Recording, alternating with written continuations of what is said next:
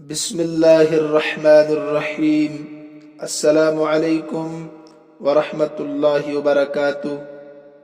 عزیز طلبہ و طالبات، آج ہم کتاب اصول الشاشی سے صفحہ نمبر 14 پر فصل فی المشترک والمؤول کا بیان پڑھنے جا رہے ہیں۔ اس سے پہلے ہم فصل فی المطلق والمقید کا بیان پڑھ رہے تھے، اس کی 6 مثالیں، اور آخر میں امام شافعی رحمۃ اللہ علیہ کی طرف سے 2 اعتراض، اور پھر امام ابو حنیفہ رحمۃ اللہ علیہ کی طرف سے ان کے جوابات الحمدللہ ہم نے پڑھ لیے ہیں۔ مطلق کا حکم امام ابو حنیفہ رحمۃ اللہ علیہ کے نزدیک یہ تھا کہ وہ بمنزلہ خاص کے ہے اور قطعی ہے۔ خبر واحد اور قیاس یہ دونوں ظنی چیزیں ہیں، لہذا ان کے ذریعے سے مطلق کے حکم کو مقید نہیں کیا جا سکتا ہے، اس میں زیادتی نہیں کی جا سکتی۔ امام شافعی رحمۃ اللہ علیہ کے نزدیک چونکہ مطلق بمنزلہ عام کے ہیں اور ظنی ہے، خبر واحد اور قیاس یہ بھی ظنی ہے، لہذا خبر واحد اور قیاس کے ذریعے سے مطلق کے حکم کو مقید کیا جا سکتا ہے، اس میں زیادتی کی جا سکتی۔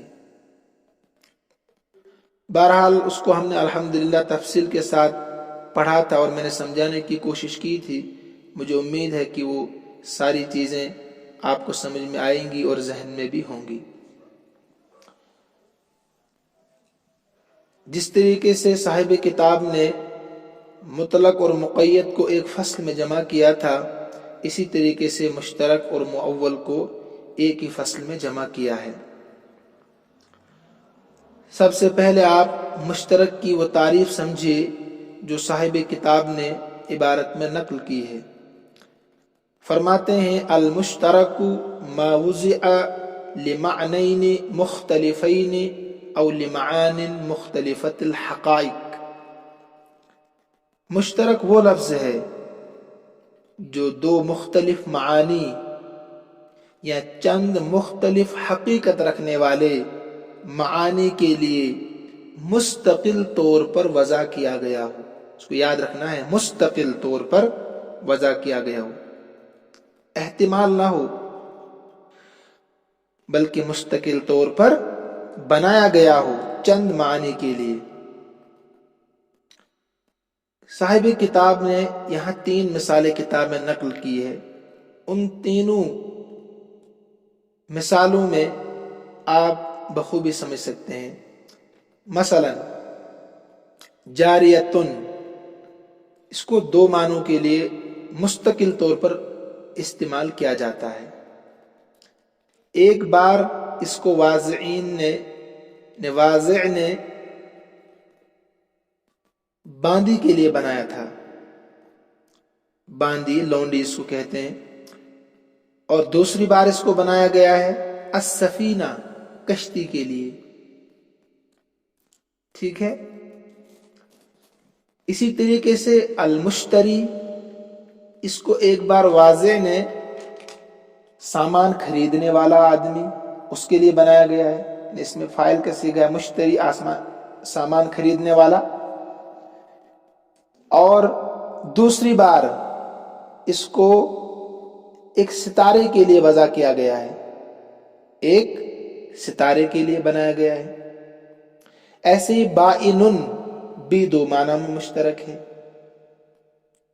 بائنن 2 معنوں میں مشترک ہے۔ آپ نے نفحۃ العرب میں اس کو پڑھا ہوگا۔ بائنن ایک تو ہے جدا ہونے والا، اس کا معنی، دوسرا ہے واضح اور ظاہر ہونے والا۔ یہ تو وہ الفاظ تھے جن کے 2 معنی تھے، انہیں 2 معنوں کے لیے مستقل طور پر واضح نے ان کو وضع کیا تھا۔ اس کے علاوہ بھی کچھ الفاظ ایسے ہیں کہ جو 2 نہیں بلکہ 3، 4، 5، 6 معنوں میں مشترک ہوتے ہیں۔ 6 معنوں کے لیے اس کو مستقل طور پر واضعین نے وضع کیا ہے. مثلا عین، عین سے عین، یہ چند معنوں میں مشترک ہے. ایک بار اس کو آنکھ کے لیے واضح نے رکھا، یعنی آنکھ کو عربی میں عین. پانی کا چشمہ اس کو بھی عین کہتے ہیں. ذات کے لیے بھی عین کا لفظ استعمال ہوتا ہے. سونا، اس کے لیے بھی عین کا لفظ استعمال ہوتا ہے. سورج، اس کے لیے بھی عین کا لفظ استعمال ہوتا ہے. اور جاسوس کے لیے بھی عین کا لفظ استعمال ہوتا ہے. لیکن یہ مستقل طور پر ان 6 معنوں کے لیے وضع کیے گئے ہیں، مستقل طور پر. اب اس میں جو 2 پہلی مثالیں تھیں وہ آیان کی قبیل سے تھی اور باقی آراز کی قبیل سے ہے. اب آپ کے ذہن میں ایک سوال آ رہا ہوگا، جہاں تک میں سمجھتا ہوں سوال یہ ہوگا کہ ایک لفظ کو 2 معنی کے لیے کیسے وضع کیا گیا؟ سوال آ رہا ہوگا نا ذہن میں. تو دیکھیے اس کا جواب دیتا ہوں میں. اس کا ایک واضح ہو سکتا ہے اور چند واضعین بھی ہو سکتے ہیں. مثلا ایک مرتبہ اہل زبان نے ڈکشنری لکھنے والے سے کسی نے پوچھا، اہل زبان وہ ہوتے ہیں کہ ہمیں بتائیے کہ باندی کے لیے عربی میں کون سا لفظ ہم استعمال کریں. باندی کے لیے اردو میں باندی کہتے ہیں. تو اس شخص نے کہا، انہیں واضح نے کہا کہ باندی کے لیے جاریتن کا لفظ عربی میں آئے گا. جب اس نے غور کیا باندی پر، اس کے مادے وغیرہ کو دیکھا، تو اس نے کہا کہ جاریتن کا لفظ باندی کے لیے ٹھیک رہے گا عربی میں. پھر کچھ عرصہ گزر گیا، اس واضح کو یاد ہی نہیں رہا کہ میں نے کبھی باندی کے لیے جاریتن کا لفظ استعمال کیا تھا عربی میں. اس سے پھر کسی دوسرے نے پوچھا کہ کشتی، اردو میں کشتی جس کو کہتے ہیں، عربی میں ہم اس کے لیے کون سا لفظ استعمال کریں؟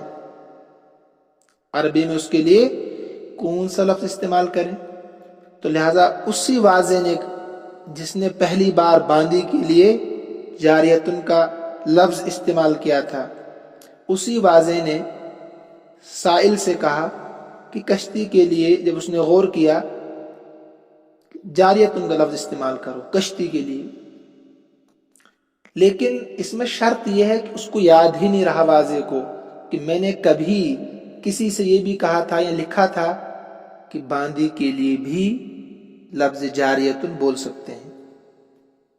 ٹھیک ہے نا، پہلا معنی بھول گیا وہ، تو لہذا دوبارہ سے اس نے کہا کہ کشتی کو بھی جاریتن کہہ سکتے ہیں. تو اس طرح سے یہ لفظ جاریتن 2 معنوں میں مشترک ہو گیا. پہلی بار اس کو واضح نے وضع کیا، انہیں بنایا باندی کے لیے. دوسری بار اسی واضح نے اس کو وضع کیا، انہیں بنایا کشتی کے لیے. سمجھ گئے آپ؟ لیکن اس میں شرط عزیز طلبہ یہ ہے کہ پہلا معنی واضح بھول چکا ہو، تب جا کر اس نے دوسرا معنی اس جاریتن سے مراد لیا ہو. اسی طریقے سے آپ مشتری کو سمجھ سکتے ہیں، اسی طریقے سے آپ بائنن کو سمجھ سکتے ہیں، اور اسی طریقے سے جو میں نے عینن کا لفظ استعمال کیا اس کو بھی آپ سمجھ سکتے ہیں. پہلی بار عینن کے لیے کہا کہ آنکھ کے لیے استعمال، پھر وہ بھول گیا، پھر کہا دریا کے لیے، پھر ذات کے لیے، پھر سونا، سورج، جاسوس کے لیے. ایک تو یہ صورت ہو سکتی ہے. دوسری صورت یہ ہو سکتی ہے کہ واضح الگ الگ ہے، یعنی اہل زبان الگ الگ ہے. تو ایک اہل زبان نے، یعنی زبان جاننے والے نے جاریتن کو باندی کے لیے استعمال کیا، دوسرے کسی نے، دوسرا فرد، دوسرے واضح نے اسی جاریتن کو کشتی کے لیے استعمال کیا. دونوں واضح یہاں الگ الگ ہے. پہلی صورت میں ایک ہی واضح تھا مگر وہ بھول گیا تھا اپنا پہلا معنی. دوسری صورت میں واضح الگ الگ ہے، لکھنے والے ڈکشنری الگ الگ ہے. تو ایک نے لفظ جاریتن کو باندی میں لیا، ایک نے لفظ جاریتن کو کشتی کے معنی میں لیا. اس طریقے سے بھی مشترک ہو سکتا ہے. ایسے ہی مشتری کے معنی کو آپ سمجھ لیجئے، بائنن کے معنی کو سمجھ لیجئے، اور عینن کے معنی کو سمجھ لیجئے. گویا کہ یہاں 6 واضح ہیں عینن میں. ایک واضح نے आइनुन को आंख के माने में लिया, फिर कोई दूसरा वाजे उसने इसको पानी के चश्मे में आइनुन को इस्तेमाल किया, तीसरे ने जात के लिए इस्तेमाल किया, चौथे ने सोने के लिए, पांचवें ने सूरज के लिए और छठे ने जासूस के लिए। तो यहां 6 वाजे हो गए। आपके जहन में शायद मेरी बात बैठ गई होगी, अल्लाह करे कि आप समझ गए हों। उसके बाद ये मुश्तरक और मुअव्वल, असल में मुअव्वल मुश्तरक ही होता है, ये कोई अलग सी चीज नहीं है, यानी मुअव्वल मुश्तरक ही है। लेकिन अब इसको आप अच्छी तरीके से समझ सकते हैं। जब इन 2 मानों में से, लफ्ज़ जारियत उनके 2 माना है ना, बांदी और कश्ती, जब एक माना मुतय्यन हो जाए, या मुश्तरी के 2 मानों में से एक माना मुतय्यन हो जाए, या बाइन उनके 2 मानों में से एक माना मुतय्यन हो जाए, एक माना, तो अब ये मुश्तरक नहीं रहेगा, अब ये मुअव्वल बन जाता है। जब 2 मानों में से या चंद मानों में से एक माना मुतय्यन हो जाए, अब वो मुश्तरक नहीं रहता, बल्कि वो क्या बनता है, मुअव्वल उसका नाम पड़ जाता है। मुझे उम्मीद है कि आप समझ गए होंगे। लिहाजा आप तर्जमा हम पढ़ेंगे, उसके बाद आगे चलते हैं। देखिए किताब में सफ़ा नंबर 14 पर फस्लुन फिल मुश्तरकी वल मुअव्वली, ये फसल मुश्तरक और मुअव्वल के बयान में है। अल मुश्तरकु, मुश्तरक वो लफ्ज है, मा वुज़िअ लिमानैन मुख्तलिफैन, जिसको वज़ा किया गया हो 2 मुख्तलिफ मानी के लिए, 2 मुख्तलिफ माना के लिए। मानैन है ना तस्निया, 2 मुख्तलिफ माना के लिए। औ लिमानिन मुख्तलिफतिल हक़ाइक़, या चंद मुख्तलिफतुल हक़ाइक़ माना के लिए वज़ा किया गया हो, वज़ा मैंने बनाया गया हो, जैसे मैंने पहले समझा दिया। तो जिसको 2 मुख्तलिफ मानी के लिए या चंद मुख्तलिफुल हक़ाइक़ माना के लिए वज़ा किया गया हो। तो मुख्तलिफुल हक़ाइक़ मैंने बता दिया आपको, आइनुन की मिसाल, मुख्तलिफतुल हक़ाइक़ आइनुन की मिसाल, और 2 मुख्तलिफ माना की मिसाल इसमें यहाँ है, जैसे जारियतुन।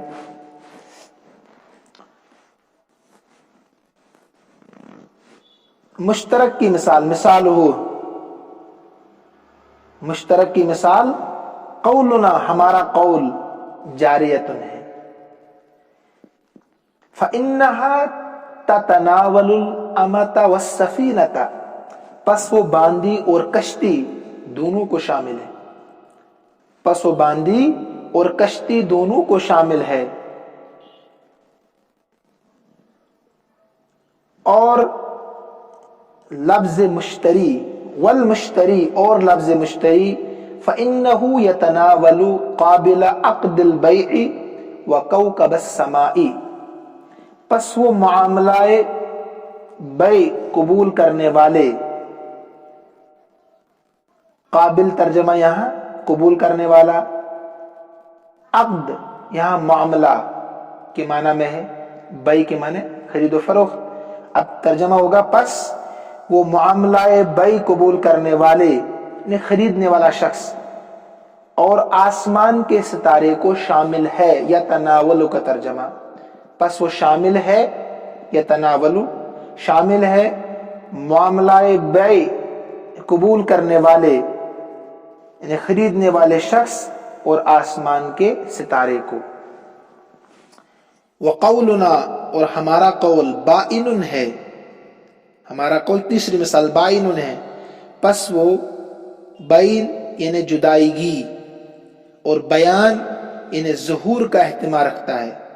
फ़इन्नहु यहतमिलुल बैन वल बयान, बेशक वो एहतिमाल रखता है अल बैन जुदाईगी का, वल बयान और बयान यानी ज़ुहूर का एहतिमाल रखता है।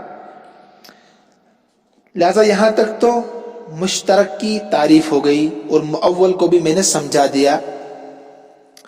तो लफ्ज़ मुश्तरक ये इसमें ज़र्फ है। यहां पर देखिए लिमानैन जो कहा, इससे खास निकल गया, जो खास आपने शुरू में पढ़ा था, क्योंकि वो सिर्फ एक माना के लिए वज़ा किया जाता है, सिर्फ एक माना के लिए। और आम भी निकल गया, क्योंकि वो भी मानाए वाहिद के लिए ही वज़ा किया जाता है। वहाँ मैंने तफसील के साथ बताया था आपको कैसे, जैसे मुस्लिमून इसके माना वाहिद है, यानी इस्लाम जो अशखास के ज़िम्न में पाया जाता है। तो वहाँ तफसील के साथ ये बात आ गई थी। और यहाँ जो कौकबस समा कहा ना, अस्समा में अलिफ लाम, ये अहद का है, ये छठे आसमान का सितारा। अब ये मुश्तरक का हुक्म, जैसे आपने खास की तारीफ पहले पढ़ी, आम की तारीफ पढ़ी, फिर इनका हुक्म, मुतलक की तारीफ और फिर इसका हुक्म, जो अभी मैंने बता दिया फिर से। मुश्तरक का हुक्म क्या है? मुश्तरक का हुक्म, जब एक माना मुश्तरक में से जब एक माना किसी करीना, दलील या कियास या खबर वाहिद से मुतय्यन हो जाए, एक माना,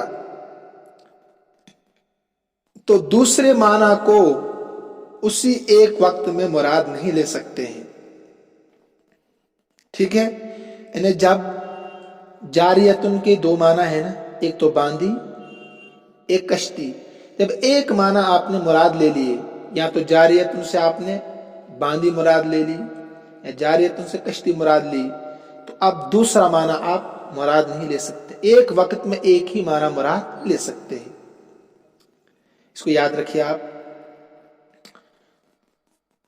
अब यहां जो इबारत मिसाल दी है लफ्ज़ कुरू की, लफ्ज़ कुरू, वहां आपने तफसील से पढ़ा था कि इमाम शाफिई रहमतुल्लाह अलैह के नज़दीक कुरू से मुराद क्या था? तोहर। और इमाम अबू हनीफा रहमतुल्लाह अलैह के नज़दीक कुरू से मुराद हैज़। तो अब एक वक्त में एक ही माना मुराद लिया जा सकता है, तो उनके यहाँ तोहर है और इमाम अबू हनीफा रहमतुल्लाह अलैह के यहाँ हैज़, तो एक वक्त में एक ही माना मुराद लिया जा सकता है। पहले इस इबारत को आप समझिए, कुछ बातें मैं और बताऊंगा इसके ताल्लुक से, मगर वो इसके बाद। व हुक्मुल मुश्तरकी, मुश्तरक का हुक्म अन्नहु ये है कि इज़ा तअय्यनल वाहिदु मुरादन बिही, जब एक माना मुराद होकर मुतय्यन हो जाए, इज़ा तअय्यनल वाहिदु, जब एक माना मुतय्यन हो जाए, वाहिद का तर्जमा यहाँ माना भी कर सकते हैं, जब एक माना मुतय्यन हो जाए मुराद लेकर, मुरादन बिही, उसको मुराद लेकर, सक़त एतबार इरादति गैरिही, तो उस माना के अलावा को मुराद लेने का एतबार खत्म हो जाता है। सक़त खत्म हो जाता है, एतबारु इरादति गैरिही, उसके अलावा के माना मुराद लेने का एतबार खत्म हो जाता है। वलिहाजा, इसी वजह से अजमअल उलमा रहिमहुमुल्लाह ताला, उलमाए किराम रहिमहुमुल्लाह ताला ने इस बात पर इजमा किया है, किस बात पर? अला, इस बात पर, अन्न लफ्ज़ल कुरूई अल मज़कूर फी किताबिल्लाहि ताला, कि लफ्ज़ कुरू जो किताबुल्लाह की आयत यानी वल मुतल्लक़ातु यतरब्बस्न बिअन्फुसिहिन्न सलासत कुरू में मज़कूर है। महमूलुन इम्मा अलल हैज़, या तो महमूल होगा हैज़ पर, कमा हुआ मज़हबुना, जैसे इमाम अबू हनीफा रहमतुल्लाह अलैह का मसलक है, औ अलत तोहरी, या तोहर पर महमूल होगा, कमा हुआ मज़हब शाफिई, जैसे कि इमाम शाफी रहमतुल्लाह अलैह का मसलक है। एक वक्त में एक ही माना मुराद ले सकते हैं, तो इमाम अबू हनीफा ने एक ही माना मुराद लिया, वो क्या है? हैज़। और इमाम शाफी रहमतुल्लाह अलैह ने एक ही माना मुराद लिया, वो क्या है? तोहर। ठीक है, यहां तक आप समझ गए होंगे। इमाम शाफी रहमतुल्लाह अलैह फरमाते हैं कि लफ्ज़ मुश्तरक بیک وقت متعدد معنی کا بھی احتمال رکھتا ہے. انہیں لفظ مشترک جو ہوگا نا تو اس کے چند معنی بھی ایک ساتھ مراد لے جا سکتے ہیں، یعنی دو معنی بھی مراد لے جا سکتے ہیں. امام ابو حنیفہ رحمۃ اللہ علیہ نے فرمایا کہ نہیں، جب ایک معنی واضح ہو جائے قرین سے، دلیل سے، قیاس سے، خبر واحد سے، دوسرا معنی مراد نہیں لے جا سکتے ہیں. ٹھیک ہے. لیکن امام شافعی رحمۃ اللہ علیہ فرماتے ہیں کہ نہیں، کہ ایک وقت میں چند معنی مراد لیے جا سکتے ہیں، جس کو عموم مشترک کہتے ہیں. کیا کہتے ہیں اس کو؟ عموم مشترک. اب چاہے کلام مثبت ہو چاہے کلام منفی ہو. ٹھیک ہے. لیکن معنی میں تضاد نہ ہو، معنی میں تضاد نہیں ہونا چاہیے. اس کو آپ ذہن میں رکھیں. اب مثال آگے آئے گی. امام ابو حنیفہ رحمۃ اللہ علیہ بھی فرماتے ہیں، پہلے تو اصول آپ وہی یاد رکھیے جو میں نے بتا دیا شروع میں، کہ جب ایک معنی متعین ہو جائے تو دوسرا معنی مراد نہیں لیے جا سکتے ہیں جو عبارت میں آ گیا. لیکن اس کو الگ سے آپ یاد رکھیے. امام شافعی رحمۃ اللہ علیہ فرماتے ہیں کہ مشترک کے متعدد معنی مراد لیے جا سکتے ہیں جب معنی میں تضاد نہ ہو، جبکہ معنی میں تضاد نہ ہو، جس کو عموم مشترک کہتے ہیں. کیا کہتے ہیں اس کو؟ عموم مشترک. اب دیکھیں آگے مثال آ رہی ہے. وقال محمد اذا اوصى لموالی بنی فلان. ایک آدمی، امام محمد رحمۃ اللہ علیہ فرماتے ہیں، ایک آدمی نے وصیت کی کہ فلاں کے موالی کے لیے 10,000 روپے ہیں. کتنے؟ 10,000 روپے ہیں. اب موالی جو اصل میں ہے یہ مولا کی جمع ہے، اس کو آقا کہتے ہیں. اب اس قبیلے جس کے لیے اس نے وصیت کی ہے کہ فلاں قبیلے کے موالی کے لیے 10,000 روپے وقف ہے، ان کو تقسیم کر دینا. اب اس قبیلے کے موالے اعلیٰ بھی ہے اور موالے اسفل بھی ہے. موالے اعلیٰ اور موالے اسفل. موالے اعلیٰ ہے معتق اور موالے اسفل ہے معتق. آپ ایسے نہیں سمجھے گے، اس کو مثال سے سمجھیے. آپ مثلا زید کا ایک غلام ہے، اس کا نام ہے عمران. کاپی میں لکھیے اس کو، پھر سمجھیں گے. زید کا ایک غلام، اس کا نام کیا ہے؟ عمران. اور زید نے اپنے غلام عمران کو آزاد کر دیا. پھر اللہ نے عمران کو اتنی دولت دے دی، اس نے محنت کی، مشقت کی، اللہ نے مالدار بنا دیا. اس نے بھی ایک غلام خرید لیا جس کا نام ہے ارشد. ٹھیک ہے. اور پھر عمران نے بھی اپنے غلام ارشد کو آزاد کر دیا. عمران نے بھی اپنے غلام ارشد کو کیا کر دیا؟ آزاد کر دیا. اب دیکھیے آپ، عمران کے دو مولا ہوئے. ایک مولا جس کو ہم مولا اعلیٰ کہیں گے، یعنی زید ہے. مولا اعلیٰ زید ہے جس نے عمران کو آزاد کیا تھا، پہلی بار عمران کو آزاد کیا تھا. اور دوسرا مولا اسفل یعنی ارشد ہے جس کو عمران نے آزاد کیا تھا. اب سمجھے آپ؟ جس کو عمران نے آزاد کیا تھا. تو ایک تو ہے معتق یعنی زید، ایک ہے معتق یعنی آزاد کردہ ارشد. تو لفظ مولا جو ہے نا یہ مشترک ہے. کیا یہ مشترک لفظ ہے؟ مولا اعلیٰ کے لیے بھی اور مولا اسفل کے لیے، دونوں کے لیے استعمال ہو رہا ہے. ٹھیک. اب کسی آدمی نے وصیت کی کہ 10,000 روپے عمران کے مولا کے لیے ہے. عمران کے مولا، صرف مولا اس نے کہا. اب دونوں موالی میں سے ایک کے لیے اس نے کوئی وجہ بیان نہیں کی. یعنی کس کے لیے؟ اس نے مطلق کہا عمران کے مولا کے لیے، اور یہ وضاحت نہیں کی کہ کس کے لیے، اعلیٰ کے لیے یا اسفل کے لیے، اور بیچارہ وہ مر گیا.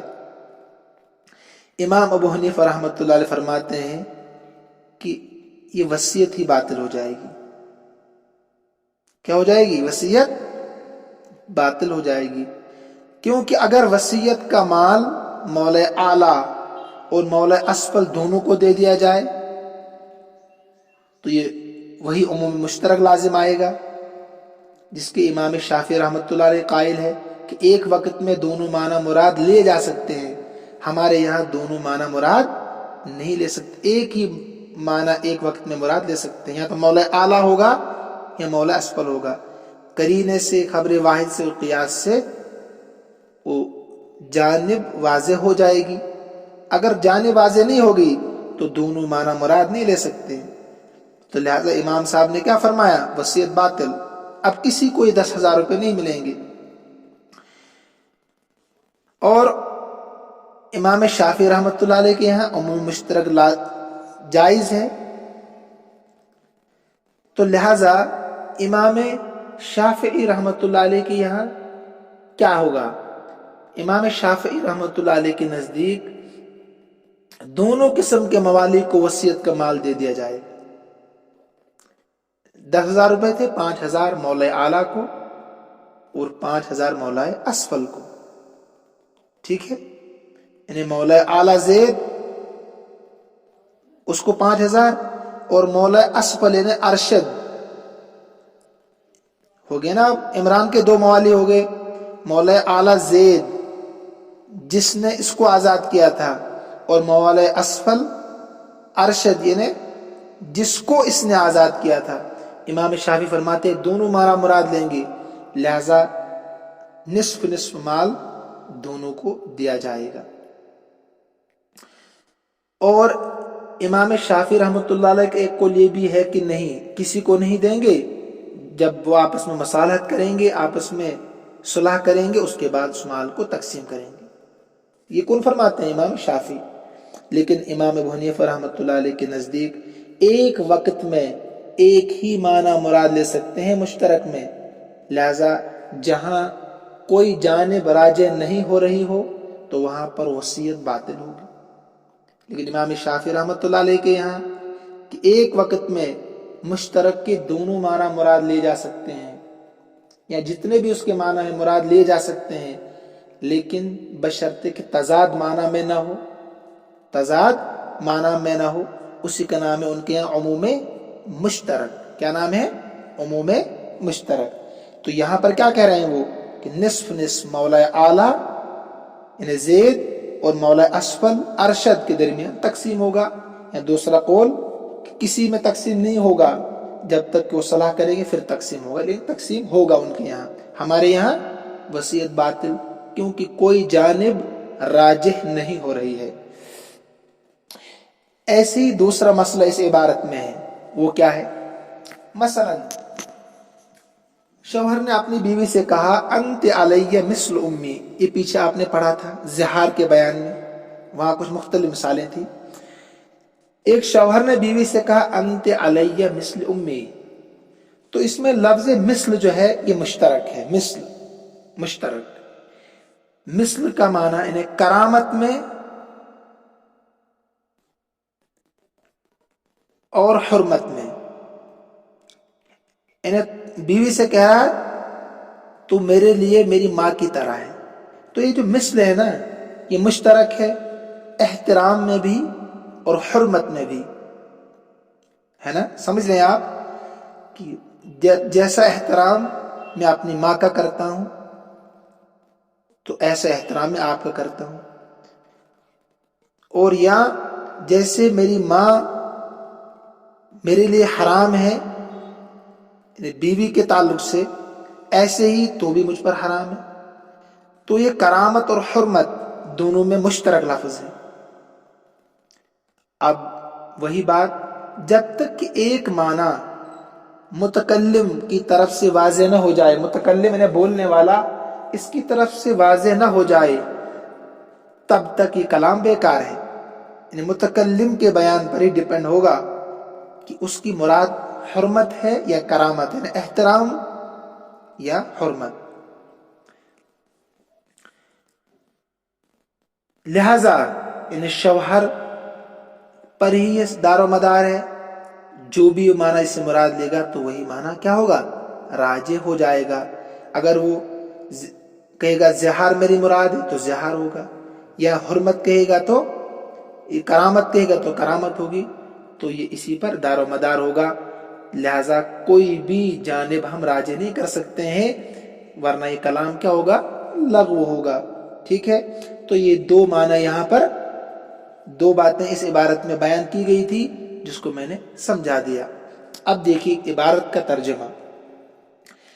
وقال محمد اذا اوصى لموالی بنی فلان، اور امام محمد رحمۃ اللہ علیہ نے فرمایا جب کوئی آدمی فلاں کے بیٹوں کے موالی کے لیے وصیت کرے، اذا اوصى وصیت کرے، لموالی بنی فلان فلاں کے بیٹوں کے موالی کے لیے وصیت کرے، اور